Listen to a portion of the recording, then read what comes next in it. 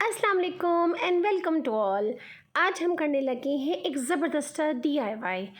International piece day होता है 21 सितंबर को और उसके लिहाज से मेरे बेटे का स्कूल में कॉस्ट्यूम बनाना था। क्योंकि पीस का सिंबल है डव यानी फ़ाख्ता, तो आज हमने उसी का कॉस्ट्यूम बनाया। मुझे डव के यानी फ़ाख्ता के विंग्स बनाने थे, तो उसके लिहाज से पहले पेपर पे ड्राफ्ट बनाया रफ़ कि मुझे इस तरह के विंग्स चाहिए, उसके मेजरमेंट वगैरह की। देखिए, अगर हम कोई नया काम शुरू करने से पहले रफ़ स्केच बना लें, रफ़ ड्राइंग बना लें, तो उससे बहुत ईजी रहता है और उससे मिस्टेक्स की, गलतियों के चांसेस काफ़ी हद तक कम हो जाते हैं। अब एक रफ़ स्केच बनाने के बाद जिस शर्ट के ऊपर मैंने अपने बेटे के विंग्स बनाने हैं, मैं उसके मेजरमेंट ले रही हूँ ताकि उसी के लिहाज से मैं ये विंग्स का साइज़ रखूँगी। जिस साइज़ के मुझे विंग्स बनाने थे वो अंदाज़न 13 इंचेस बाय 20 इंचेस था साइज़। थोड़ा बहुत ऊपर नीचे साइज़ हो सकता है, बट अगर ज़्यादा फ़र्क आ जाए तो फिर मज़ा नहीं आता। अब जो डिज़ाइन मैंने रफ़ पे बनाया था वही मैं चार्ट पेपर के ऊपर बनाऊंगी। एक साइड से विंग का साइज़ 20 इंचेस है और एक साइड से 13 इंचेस, और जब उन दोनों को कर्व करके जब मैंने साइज़ लिया तो वो 25 इंचेस बन रहा था। तो मैंने अंदाज़न 5 इंच के फासले से मार्क किया और उन मार्किंग्स को मैंने जिस तरह गोलाई में ये शेप बनी हुई है इस तरीके से मैंने आपस में ज्वाइन कर दिया। अब जहाँ जहाँ मुझे शेप का थोड़ा बहुत फ़र्क नज़र आया, मैंने इरेज करके उसको दोबारा से अच्छे तरीके से ड्रॉ किया और इन निशानात के ऊपर कट कर लिया। जो हमने रफ़ स्केच बनाया था उसमें लेफ़्ट साइड के 2 विंग्स थे और राइट साइड के भी 2 विंग्स थे। नीचे वाले विंग्स थोड़े बड़े थे, ऊपर वाले विंग्स छोटे थे। दूसरा विंग बनाने के लिए मैंने कट किए हुए विंग को चार्ट पेपर के ऊपर रखा, उसको क्लिप करके, और मैंने उसी से ही मार्किंग कर लिया ताकि एग्जैक्ट सेम शेप में दूसरा विंग मेरा बन के तैयार हो जाए। अच्छा, आप यहाँ पर देखें कि जो गोलाई जहाँ पे शुरू हो रही है उससे नीचे थोड़ी सा हिस्सा जो है वो मैंने छोड़ा हुआ है, उसको मैंने कट करके नहीं निकाला। उसका मैं पर्पस आप लोगों को आके बताऊँगी कि वो मैंने क्यों छोड़ा हुआ है। बाकी हिस्से को भी पहले विंग की तरह अच्छे से गोलाई में कट कर लें।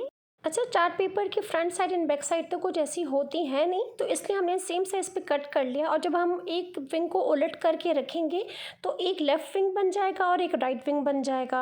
लेफ़्ट और राइट के बड़े विंग्स बनाने के बाद अब हमें 2 छोटे विंग्स बनाने हैं। बचे हुए चार्ट पेपर के ऊपर हमने जो कटा हुआ विंग था उसको रखा, बट इस दफ़ा हमने बिल्कुल साथ साथ नहीं रखा क्योंकि हमें ऊपर वाला विंग थोड़ा सा छोटा चाहिए। इसको भी हम अच्छे से क्लिप कर देते हैं। क्लिप करने से ये होता है कि हमारा चार्ट पेपर इधर उधर नहीं होता, स्लिप नहीं होता, और हमें अगर ट्रेस करना होता है तो निशान बहुत अच्छे से, मार्किंग जो है बहुत अच्छे से ट्रेस हो जाती है। कट करने से पहले एक दफ़ा कंफर्म कर लें कि आपने जो मार्किंग की है, जो निशान लगाए हैं वो सही हैं कि नहीं, क्योंकि हमें एक विंग बड़ा चाहिए और ऊपर वाला विंग हमें थोड़ा सा छोटा चाहिए। उसके बाद आप इस विंग को भी अच्छे से काट लें। ऊपर वाले छोटे विंग को कट करने के बाद बड़े वाले विंग के ऊपर रखें। मैंने विंग्स इस तरह से सेट किए हैं कि ऊपर वाली विंग की जो गोलाई है वो नीचे वाले विंग की गोलाई के बिल्कुल ऊपर नहीं रखी, बल्कि नीचे वाली 2 विंग्स के 2 गोलाइयों के बीच में ऊपर वाले की गोलाई रखी है। आई होप आपको समझ आ रहा होगा जो मैं समझाना चाह रही हूँ। उसके बाद हमने कोई भी ग्लू लेकर इन दोनों विंग्स को आपस में पेस्ट कर देना है, चिपका देना है। मैं ग्लू गन यूज़ कर रही हूँ, लेकिन आप स्कूल ग्लू, वाइट ग्लू, कोई भी ग्लू यूज़ कर सकती हैं। पेस्ट करने के बाद जो भी एक्स्ट्रा पेपर होगा उसको आपने कट कर देना है। विंग की शेप हमने ऊपर वाले चार्ट पेपर के ऊपर भी ड्रॉ कर लेनी है ताकि उसे हमें कट करने में आसानी हो जाएगी। साइड की मार्किंग जो मैंने आपको पहले बताई थी वो छोड़ के फिर आपने ड्रॉ करना है। विंग्स के साइड पे जो हमने मार्किंग छोड़ी हुई थी उसको हमने फोल्ड कर देना है। दोनों साइड से एक्स्ट्रा पेपर फोल्ड करने के बाद हमारा विंग कुछ इस तरीके से दिखेगा। एक्स्ट्रा चार्ट पेपर इसलिए हमने छोड़ा था ताकि हम यहाँ पे रिबन लगा सकें, उससे बच्चे को इजी हो जाएगा और बार बार उसको विंग को पकड़ना नहीं पड़ेगा।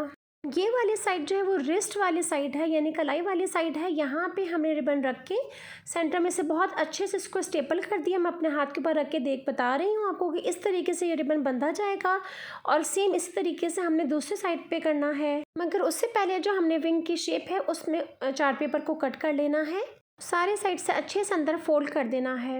अब एक रिबन हमने लगाया था जो हमने कलाई पे बांधना था, दूसरा रिबन हम लगाएंगे जो शोल्डर के ऊपर से, कंधे के ऊपर से होके बांधा जाएगा।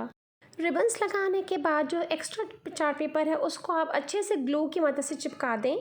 वैसे मेरे इनिशियल प्लान यही था कि मैं विंग्स वाइट कलर के रखूंगी, बट फिर मैंने एक्सपेरिमेंट के तौर पे एक विंग को ग्रे कलर से पेंट करके देखा तो बहुत अच्छा लग रहा था। अब यहाँ पे आपकी अपनी चॉइस है कि आप राइट वाले विंग की जैसे वाइट भी छोड़ सकते हैं या लेफ्ट वाले विंग की जैसे इसको ग्रे पेंट भी कर सकते हैं, जैसे कि मैंने किया था।